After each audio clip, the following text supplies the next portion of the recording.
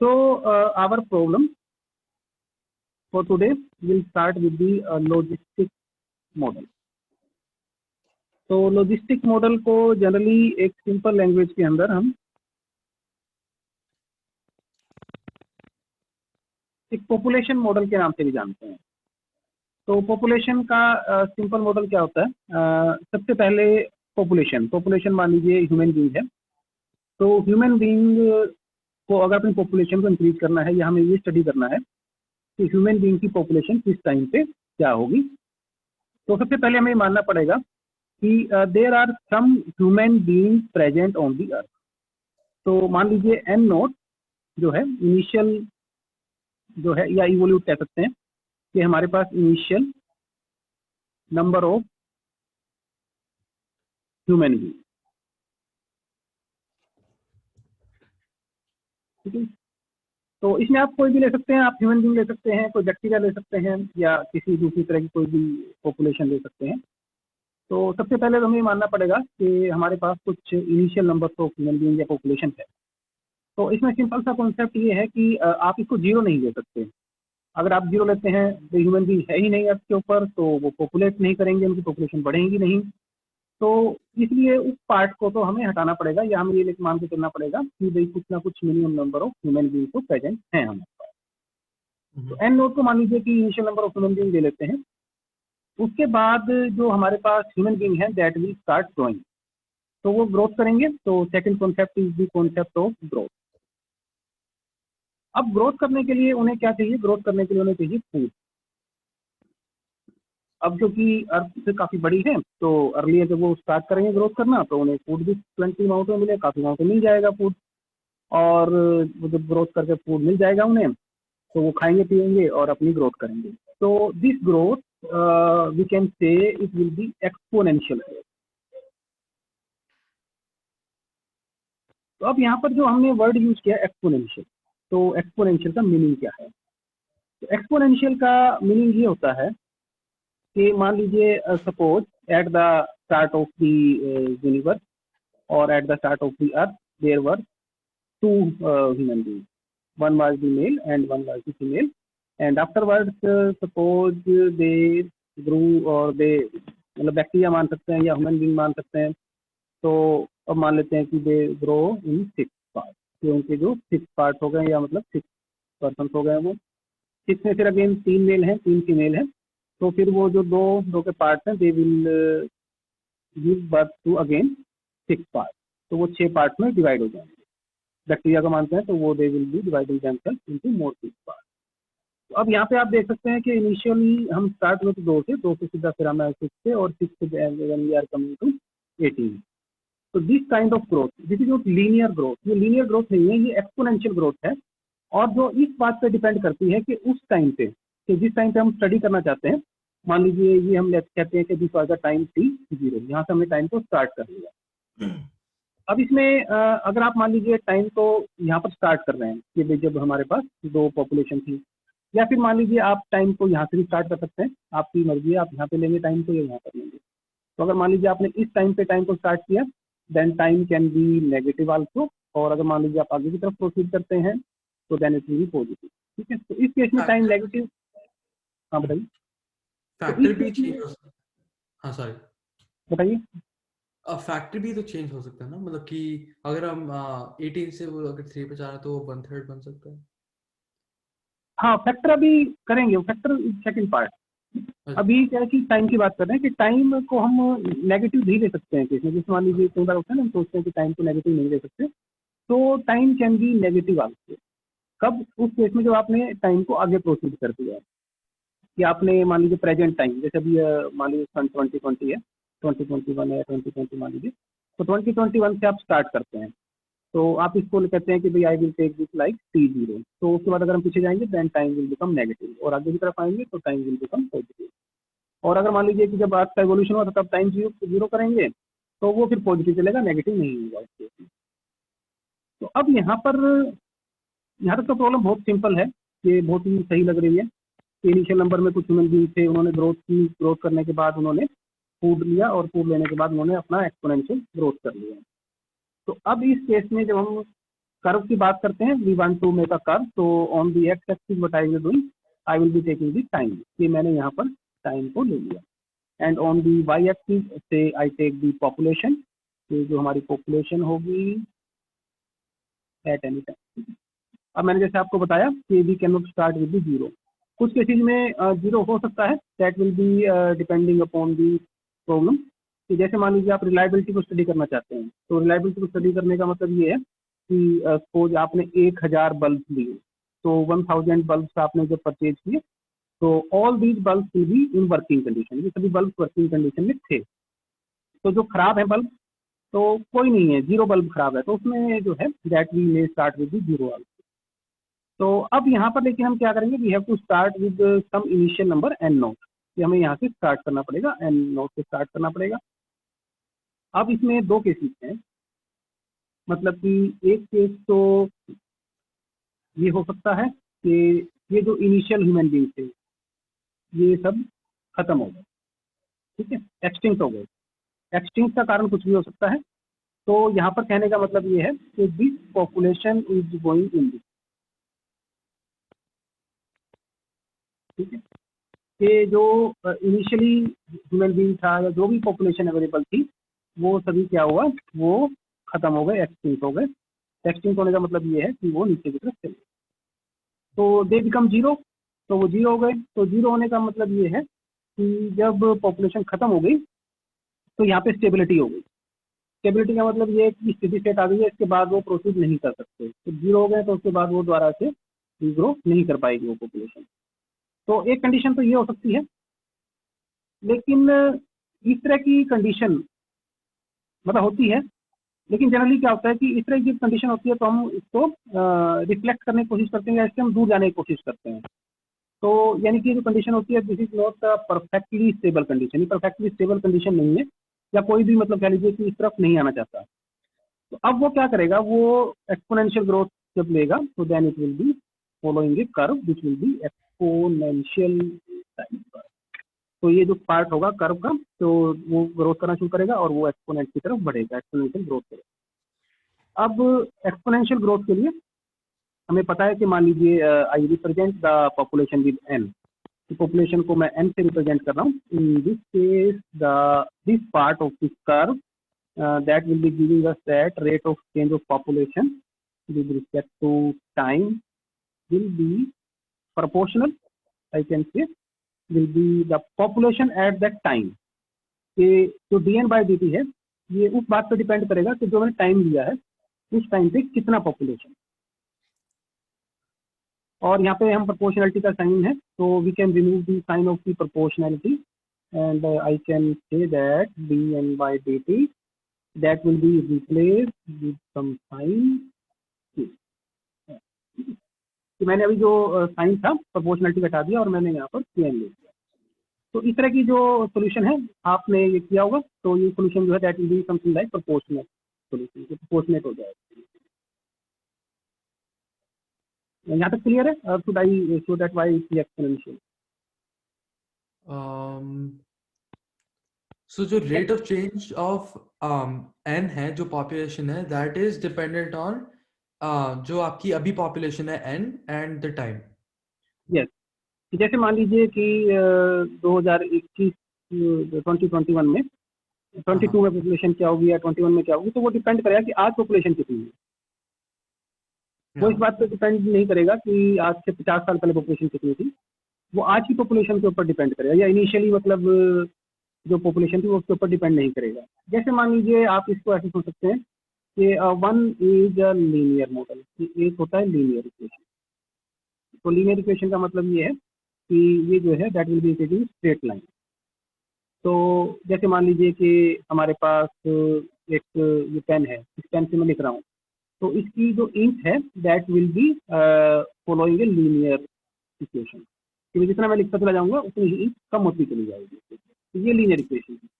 और लेकिन ये जो ग्रोथ है, जो बैक्टीरिया ग्रोथ है, जो ह्यूमन बींग की ग्रोथ है, और जैसे हम रिलायबिलिटी की बात करते हैं कि आपके पास मान लीजिए कंपोनेंट है, तो कंपोनेंट में क्या होता है कि इनिशियली उसकी लाइफ बड़ी अच्छी होती है, लेकिन जैसे जैसे वो वियर आउट होता है तो उसकी जो लाइफ होती है दैट डिक्रीज एक्सपोनेंशियली, उसकी लाइफ एकदम कम हो जाती है या खत्म हो जाती है।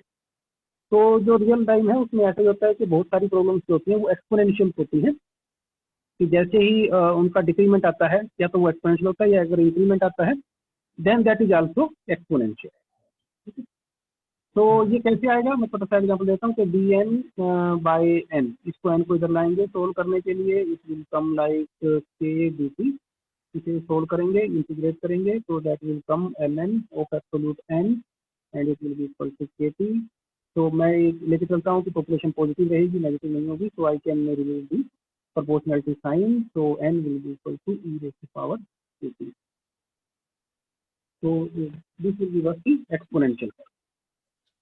तो अब यहाँ तक तो चलो ठीक था, सब कुछ एक्सपोनेंशियल राइज हो रहा था। अब क्या होता है कि एक टाइम के बाद जब पॉपुलेशन बढ़ जाती है, पॉपुलेशन बढ़ने के बाद क्या सराउंडिंग से कंपटीशन जनरेट होता है, खाना नहीं मिलता, उस खाने के लिए हमें स्ट्रगल करना पड़ता है। तो जब स्ट्रगल करना पड़ता है तो खाना नहीं मिलता है, तो फिर ये कर्व फ्लैट होना शुरू जाती है, और एक टाइम ऐसा आएगा कि जो पॉपुलेशन है that will become again stable, population दोबारा से स्टेबल हो जाएगी। तो अब ये जो पॉपुलेशन है, इसका मतलब कहने का ये है कि ऐसा नहीं है कि हम धरती के ऊपर रह रहे हैं तो हम जो है we can keep on increasing our population to infinite time. ऐसा नहीं है कि हम पॉपुलेशन को अपने इनफाइनाइट तक ले जाएंगे। तो एक पॉइंट ऐसा आ जाएगा जहाँ पे हमें पॉपुलेशन ग्रोथ को रोकना पड़ेगा। तो I say that this is the point कि जितनी मैक्सिमम पॉपुलेशन अर्थ सपोर्ट कर सकती है, ठीक है। तो ये एक पॉइंट आ जाएगा जिसे हम ये कह सकते हैं कि ये पॉइंट वो लाइन वो है कि जिसे मैक्सिमम सपोर्ट कर सकती है, और ये लाइन वो है कि अगर यहाँ पर होंगे तो कोई पॉपुलेशन होगी ही। तो कहने का मतलब ये है कि हमारी पॉपुलेशन दो गैप्स के बीच में वेरी करेगी, either it will be zero और it will be attain some maximum value, तो या फिर ये कुछ मैक्सिमम वैल्यू अचीव करेगी। तो इसे मान लीजिए कि हम जो है मैक्सिमम वैल्यू को मान लेते हैं ए। अब जो लॉजिस्टिक मॉडल्स होते हैं, तो लॉजिस्टिक मॉडल्स के अंदर ये जो ये लाइन बना दी हमने कि जिसके ऊपर हम नहीं जा सकते, इसके लिए एक पार्टिकुलर नेम है जिसे हम बोलते हैं कैरिंग कैपेसिटी।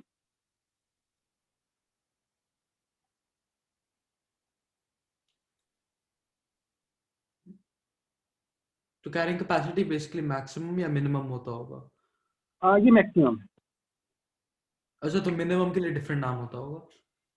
मिनिमम के लिए इन्होंने ऐसे कुछ नाम दिया नहीं है, मतलब जहाँ मैंने पढ़ा है तो भी मॉडल देखा अच्छा। था। मतलब इसमें जैसे है कि दैट विल बिकम जीरो, कि भाई ये लोअर लिमिट है और वहाँ पे आके वो जीरो हो जाएगा। तो ऐसा इसमें कोई नाम नहीं दिया गया। तो अब यहाँ पर आके मतलब हमने देखा कि earlier we were following the exponential model, पर यहाँ पे आके हमारा मॉडल चेंज हो गया, मॉडल में जो है थोड़ा सा डिफरेंस आ गया, जो कि मॉडल ओरिजिनली हम फॉलो कर रहे थे हम उससे नहीं रहे। तो इसका मतलब क्या है कि हम दो तरह की चीज़ों में हैं, दो तरह की चीज़ों में फंसे हुए हैं। एक वो है कि जिसके अंदर हमें एक्सपोनेंशियल ग्रोथ करना है, पार्ट हमारा, और दूसरा पार्ट क्या कर रहा है कि हमें रेस्ट्रिक्ट कर रहा है कि हम एक पॉइंट से आगे नहीं जा सकते। तो अब इसका मतलब ये है कि जो हमारे पास सिचुएशन है वो कुछ इस तरीके से होनी चाहिए कि firstly that should follow the exponential growth, and that second part of the equation should show that we cannot proceed after some interval, या हमारे इंटरवल के बाद हमारे पास जो है there will be some decrease। हाँ सर, एक सेकंड रुक सकते हैं? इतना आप पेशेंस लीजिए, मैं 1 मिनट का ब्रेक ले रहा हूँ, ठीक है, हाँ। लगेगी आप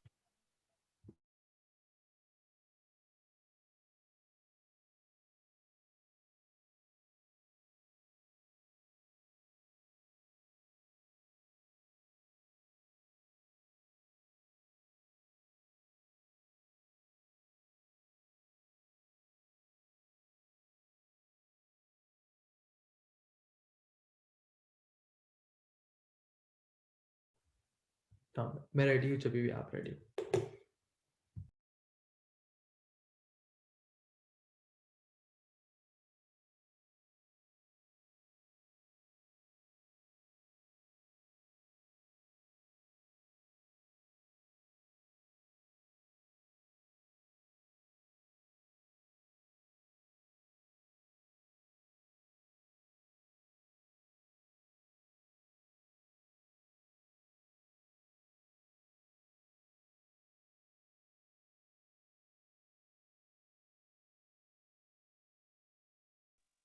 Okay, now we can restart. Yeah. देखिए ये जो अभी हम मॉडल कर रहे हैं ये काफ़ी इम्पोर्टेंट मॉडल है।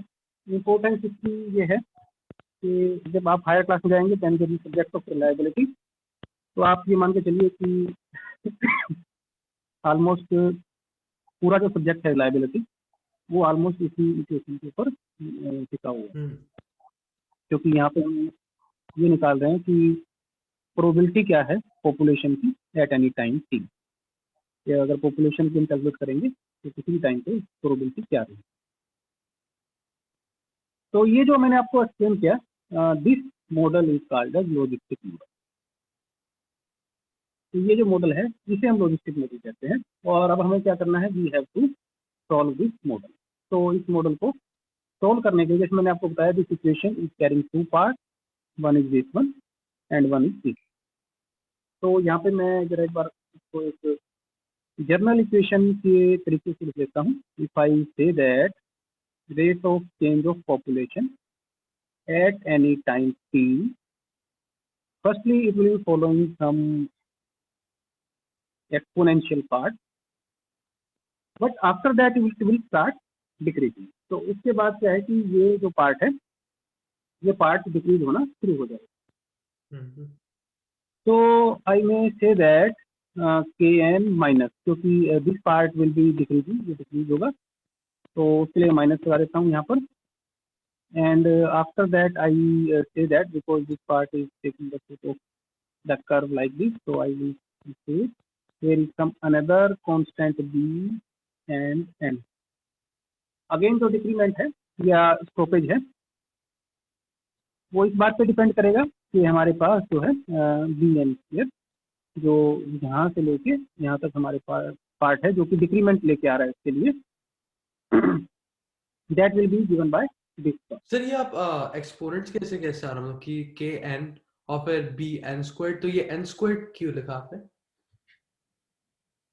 हाँ, यहाँ पर मैं एन स्क्वायर मैंने इसलिए लिखा कि यहाँ पे population will be giving competition to population. ये जो हमारे पास पॉपुलेशन है जो कि लोग प्रेजेंट हैं, अब वो क्या करेंगे, वो आपस में ही एक दूसरे से स्ट्रगल करेंगे।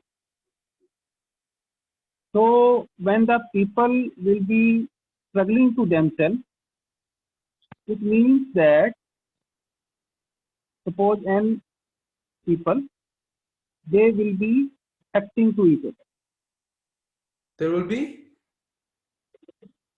affecting to each other। जैसे मान लीजिए पॉपुलेशन n है, ठीक है, n पॉपुलेशन है मान लीजिए एट प्रेजेंट, तो ये जितनी पॉपुलेशन है वो क्या करेगी, वो आपस में स्ट्रगल करेगी।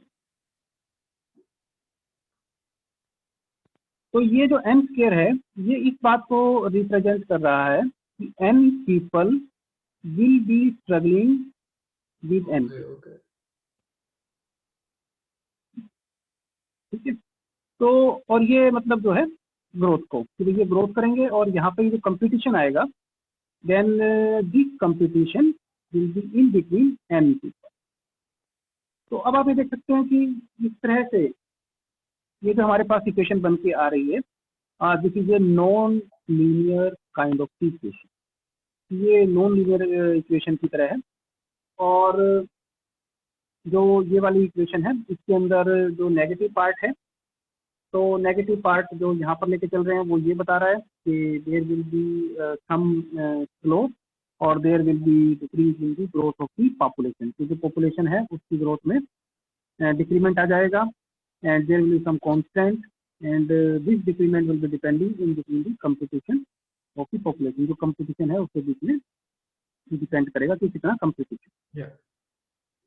तो अब ये जो कर्व है इसे कुछ लोग लॉजिस्टिक कर्व बोलते हैं, कुछ एस कर्व भी बोलते हैं, कुछ सिग्मा कर्व भी बोलते हैं। सिग्मा एस मतलब जो पार्ट है दैट इज लाइक सिग्मा, तो they say that that will be sigma. तो अब मैं एक काम करता हूँ कि मैं इसको थोड़ा सा जनरलाइज कर देता हूँ। यहाँ तक आपको समझ में आ गया होगा, अगर कोई डाउट है तो बताइए। तो ठीक है, अब मैं इसको थोड़ा सा मतलब जनरलाइज कर लेता हूँ कि एक जो इक्वेशन है मेरे पास, मान लीजिए मैं इसको वाई लिख लेता हूँ या कुछ इस तरह का पार्ट लेता हूँ, या पी ले लेता हूँ, ठीक है, या एन भी ले सकते हैं, कोई प्रॉब्लम नहीं है। तो I take it just like D N by D T that will be equal to, अब मैं यहाँ पर थोड़े से अलग कॉन्स्टेंट ले रहा हूँ, ये मतलब मान लीजिए कि मैंने इसको हटा दिया यहाँ पे और मैं इसके एक जनरल फॉर्म बना रहा हूँ, दैट विल बी समथिंग, ठीक है। तो मैंने क्या किया है कि जो इन दोनों से कॉमन था पार्ट उसको बाहर निकाल लिया, उसे मैं के पी बोल रहा हूँ, अंदर जो है ए और माइनस पी, ठीक है। ये अब इस पर डिस्कशन करते हैं। तो अगर मान लीजिए मैं कहता हूं कि दिस इज दिस कर्व, कि हम यहाँ तक पहुंच रहे हैं, या हम मतलब यहाँ पर इसको टच करेंगे कैरिंग कैपेसिटी को, तो जब हम इसको टच करेंगे तो D N by D T, और वी कैन से दैट कि जो हमारे पास D N by D T that will be, ठीक है। तो जब D N by D T का इंक्रीमेंट यानी कि पॉपुलेशन पीक पे आ गई है ना, जब जब ये इसको 0 तब करेंगे जब ये पॉपुलेशन या तो कैरिंग कैपेसिटी पे पहुंच गई या फिर जब ये स्टेबल बन चुकी है। हाँ बिल्कुल सही है कि कैरिंग कैपेसिटी पे पहुंच गई है तो इसे जीरो कर देंगे, ठीक है। तो it means if D N by D T is zero, तो इट मे बी एक केस हो सकता है यहाँ पे, तो दिस टी या D T that is equal to infinity, ये जब ये वाला नीचे वाला पार्ट जो है that will become infinity, then this whole term will be equal to zero.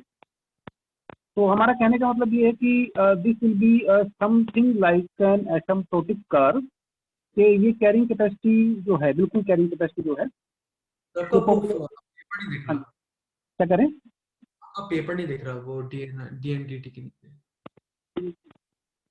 अब ठीक है, हाँ हाँ वो अच्छा, मुझे लग रहा है आप कुछ लिखा था, सॉरी। नहीं अभी लिखा नहीं है। तो इसमें जो हमारे पास D N by D T है, ये जीरो कब होगा, जब मान लीजिए जो टाइम है वो इंफिनिटी को अप्रोच करेगा, ठीक है, या फिर ये माइनस इंफिनिटी होगा, तब भी ये जीरो होगा दोनों की। जो भी हम बात कर रहे थे, आप जो बता रहे थे कर्व की, तो उस कर्व में भी कुछ इस तरह का ही होता है कि वो जो कर्व है that is a part of some problem. तो जो हम सोल्व कर रहे थे क्वेश्चन में, प्रॉब्लम में, तो वो किसी बड़ी प्रॉब्लम का पार्ट है, तो वो प्रॉब्लम इसी तरह से हमें देखनी पड़ेगी कि ये चीज़ है उसमें या नहीं है, जो हमारे पास बिगर प्रॉब्लम है। तो बिगर प्रॉब्लम जैसे हम बात कर रहे हैं ह्यूमन बीइंग की, तो ह्यूमन बीइंग में क्या है कि जो हमारे अर्थ के ऊपर जितनी मैक्सिमम बियरिंग कैपेसिटी है, जिस कैपेसिटी में अर्थ हमें बियर कर सकती है, तो पॉपुलेशन जब वहां तक पहुंचने वाली होगी, तो उस टाइम पे थोड़ा थोड़ा उसमें क्या है डिक्रीमेंट आना शुरू हो जाएगा, क्योंकि जो हमारी मैक्सिमम कैपेसिटी है अर्थ की, तो उसमें कुछ बफर स्टेट रहेगी, या कह सकते हैं that will be in the form of asymptote, कि वहां तक हम पहुंचने की कोशिश करेंगे, पर लेकिन बिल्कुल वहां तक शायद ना पहुंच पाए। तो वहां तक पहुंचने में हमें टाइम बहुत ज़्यादा लगेगा, that will be infinite time, but before that we will start decreasing to our self. तो चलिए मान लीजिए ठीक है, अभी जो इनफाइनाइट वाला है दैट विल कम हियर, तो इनफाइनाइट आप यहाँ पे रख सकते हैं, माइनस इनफाइनाइट भी रख सकते हैं।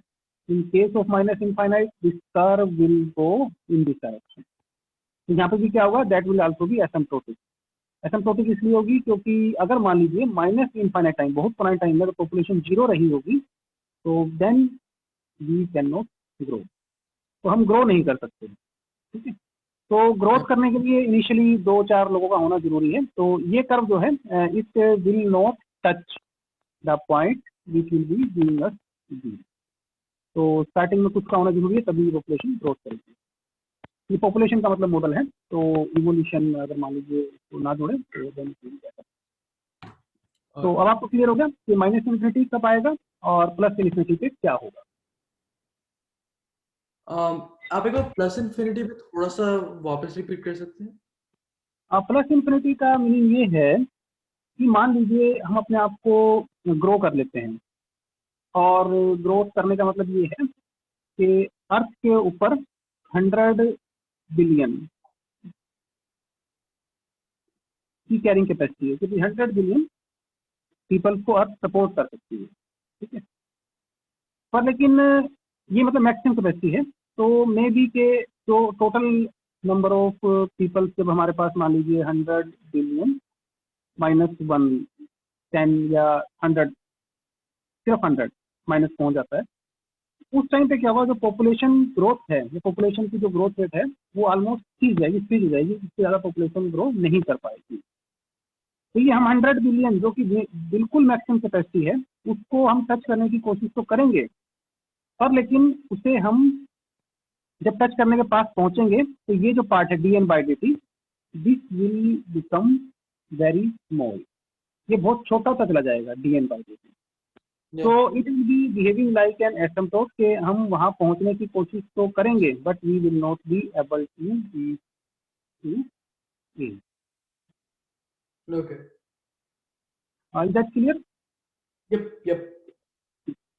अच्छा, अब ये तो चलो इंफिनिटी माइनस इंफिनिटी और प्लस इंफिनिटी के बारे में हो गया। तो जनरली जो कंसंट्रेशन है वो माइनस इंफिनिटी और प्लस इंफिनिटी पे नहीं होती, जनरली कंसंट्रेशन हमारी इस पार्ट पे। इस पार्ट में क्या है कि this product can be zero if either this is zero और दिस इज जीरो। अगर मान लीजिए फर्स्ट पार्ट जीरो है, means I say Kp is equal to zero, तो K is a constant which can not be zero, तो P is zero. तो P zero कब condition है कि जब इनिशियल पॉपुलेशन थी ही नहीं है। तो पॉपुलेशन मान लीजिए इनिशियली हमारे पास नहीं थी या जीरो थी, तो यहाँ पर आकर भी ये वाला पार्ट जीरो हो सकता है। यानी कि rate of change of population that will become zero when we will not be having any population. Okay. Okay. अब ठीक है, मान लीजिए तो दूसरा पार्ट आता है a माइनस टी। तो अब मान लीजिए I put a minus T is equal to zero, then I will say that when p is equal to a, again when p is equal to a, in that case a मतलब जब हम carrying capacity पे पहुंच गए हैं, then again dn/dt will be equal to 0।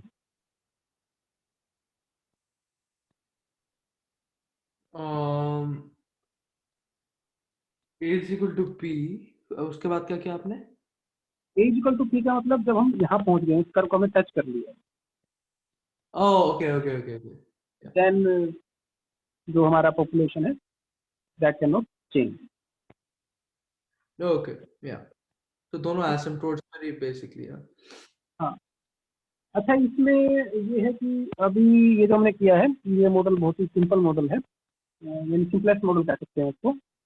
और ये मतलब बहुत ज़्यादा एक्यूरेट नहीं है, ये मतलब प्रीलिमिनरी का इस्तेमाल किया जाता है। एक्यूरेट का मतलब ये है कि जो इसमें हम कर्व यूज कर रहे हैं वेरी स्ट्रेट कर्व, मतलब ये बहुत सीधा सा एक पॉपुलेशन का कर्व है, जबकि एक्चुअली ऐसा नहीं होता, बहुत सारे फैक्टर्स होते हैं जो इसको अफेक्ट करते हैं। पर लेकिन हमें उसके बारे में चिंतित होने की, डिस्कस करने की, ज़्यादा टेंशन लेने की जरूरत नहीं है। हमारा वो कंसंट्रेशन भी नहीं है। हमारा कंसंट्रेशन ये है कि यदि हमें इस मॉडल को समझना है कि ये बेसिकली क्या है और ये जो इस तरह की प्रॉब्लम है इसे सोल्व कैसे करें। Okay. तो इसमें क्या आप इस मॉडल को सोल्व कर सकते हैं? हाँ. ठीक है, तो कैसे करेंगे, थोड़ा आइडिया दीजिए मुझे, Sorry sir. इसे सोल्व कैसे करेंगे इस सिचुएशन को?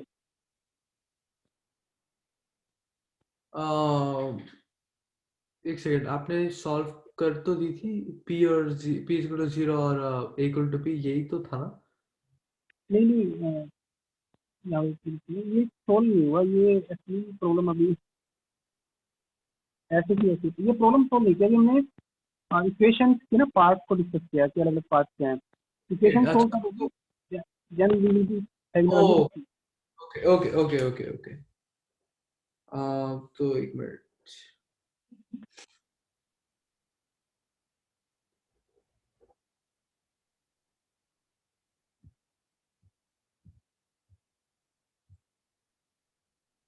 तो इंटीग्रल लेंगे दोनों साइड का.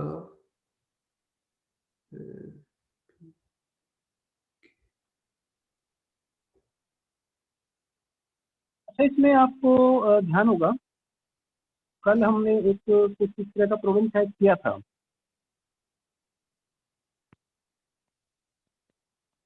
हाँ, अच्छा.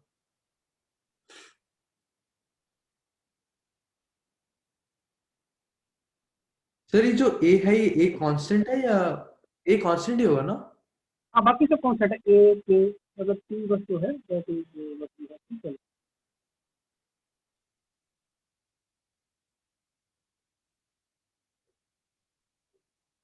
चलिए ठीक है, मैं एक ना आपको और छोटा सा इसमें देता हूँ इंटरफ्रेंस कि हम क्या कर सकते हैं।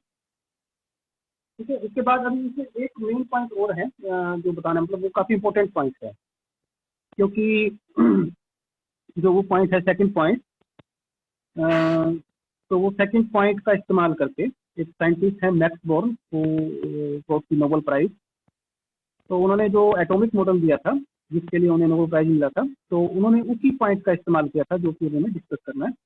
और इस पॉइंट से वहाँ कैसे पहुँचना है वो मैं आपको बताऊंगा, और वो बड़ा इंपॉर्टेंट है। रिलायबिलिटी आप पढ़ेंगे या दूसरे जो मॉडल पढ़ेंगे तो उनमें उस पॉइंट का काफ़ी ज़्यादा इस्तेमाल होता है। तो अभी यहाँ तक आप ने समझ लिया, मैं इसको हटा देता हूँ। Now we proceed to the next.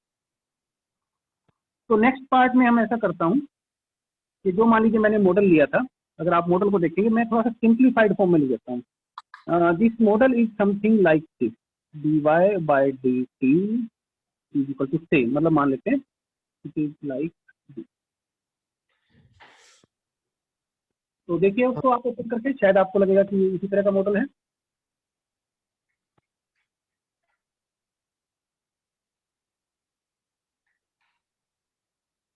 ना। आप अगर इसको मल्टीप्लाई करते हैं दोनों टर्म्स को, अगर मान लीजिए जो मैंने यहाँ पे लिखा हुआ है, तो मैं इसको मल्टीप्लाई करता हूँ तो इट विल बी ए के पी माइनस के पी, है ना। ये दोनों कॉन्स्टेंट्स हैं, तो some constant with P minus some constant P. तो इसी तरह से यहाँ पर है कि some constant with Y and some constant with Y. So now what I do, I assume that let z is equal to dy by dt। अभी वही आ रहे हैं जहाँ पे हमने लास्ट जो क्वेश्चन किया था उसमें था ना, आप इसलिए हम इसे अज्यूम कर सकते हैं। तो yes definitely we can assume this. तो नाउ व्हाट आई सॉरी मैंने z will be equal to 1 upon y ऐसा मानते हैं, ठीक है। z is equal to 1 upon y ऐसा हमने मान लिया। Now what I say, I differentiate dz by dt, ठीक है। तो इसको डिफरेंशिएट करते हैं, इसे डिफरेंशिएट करेंगे it will be 1 upon Y square and D Y by dt, ठीक है। Yep. तो उसके बाद अब आपको पता है कि D Y by D T क्या है, D Y by D T is this one. So I may write here a Y minus D Y square, और इसके बाद मैं काम करता हूँ, मैं इसको मल्टीप्लाई कर देता हूँ, then I will be getting minus A upon Y plus B and this will be equal to D Z by D T. And now what I have assumed, Z is equal to 1 upon Y, ये हमने assume किया हुआ है। So I can replace here 1 upon Y with Z. So I will be writing this D minus A Z. Yep. और अब आप अगर कल जो हमने किया था उसको आप देखेंगे तो उसमें कुछ इसी तरह की इक्वेशन थी, D Z by D T is equal to D minus A,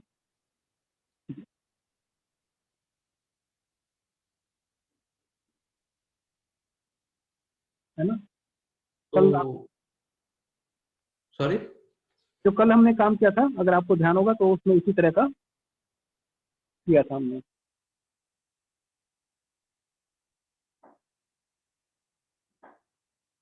So what we have done, we have changed this equation into this one, और उसमें हमें क्या करना था, we have to carry out a multiplying factor like this। जो हमने कल काम किया था उसमें हमने एक मल्टीप्लाइंग फैक्टर लगाया था e रेज़ टू पावर। तो मल्टीप्लाइंग फैक्टर क्या था हमारा, हमारा मल्टीप्लाइंग फैक्टर जो था, ये जो z के साथ पार्ट लगा होगा यहाँ पर उसमें मल्टीप्लाइंग फैक्टर लेकिन इसको पहले उधर लेके जाना पड़ेगा हमें। So we will carry this on the other side, so we will get dz by dt plus az is equal to b, and we will be having multiplying factor as a, so multiplying factor will be integration of a with respect to dz, so it will give us multiplying factor like this. So I multiply this factor with all the three.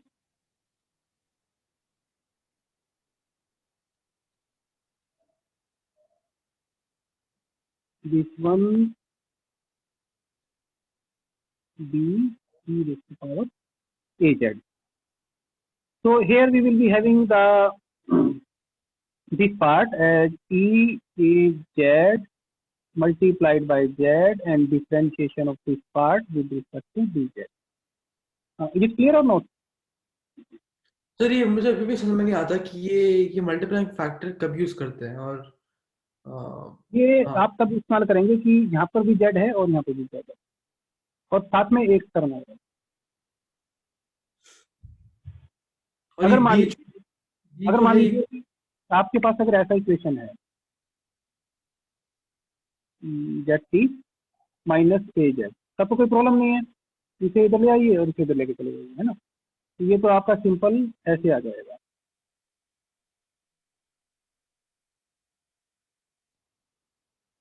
हाँ लेकिन अब problem क्या है, problem ये वाला part है, एक और चीज आ गई यहाँ पर। तो अब ये जो प्रॉब्लम है ना, ये इसको इधर नहीं जाने देगा, मतलब चला भी गया तो सोल्यूशन नहीं बनने देगा ये। तो दिस इज द प्रॉब्लम। तो जब ये इस तरह की इक्वेशन होती है जिसमें आप कह सकते हैं कि dy by dx is equal to b minus या प्लस कुछ भी वाली ये ay, और यहाँ पर x भी हो सकता है मल्टीप्लाई, जिससे आपने मल्टीप्लाई किया, that can be in the form of x also, like dx plus ay।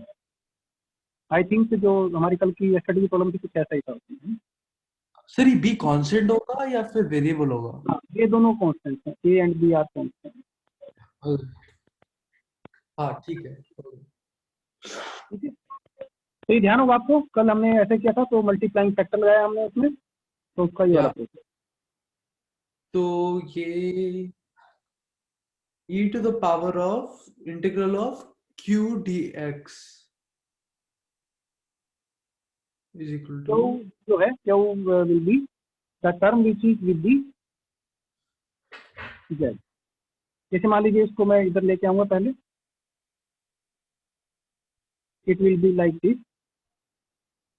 तो this part including sine will be equal to q।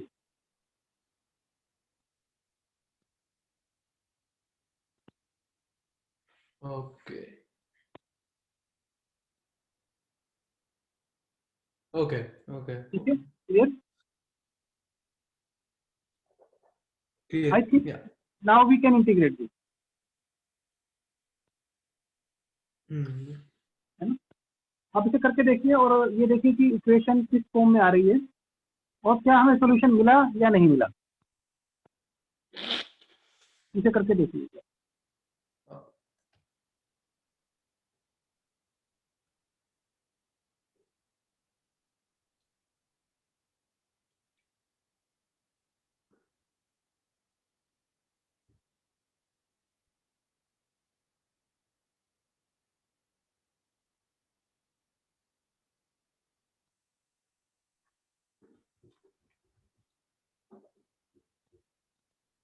मैं एक बार बस आपका ये एक बार बहुत वापस देख रहा हूँ, उसके बाद मैं वो कंप्लीट कर लूंगा सर।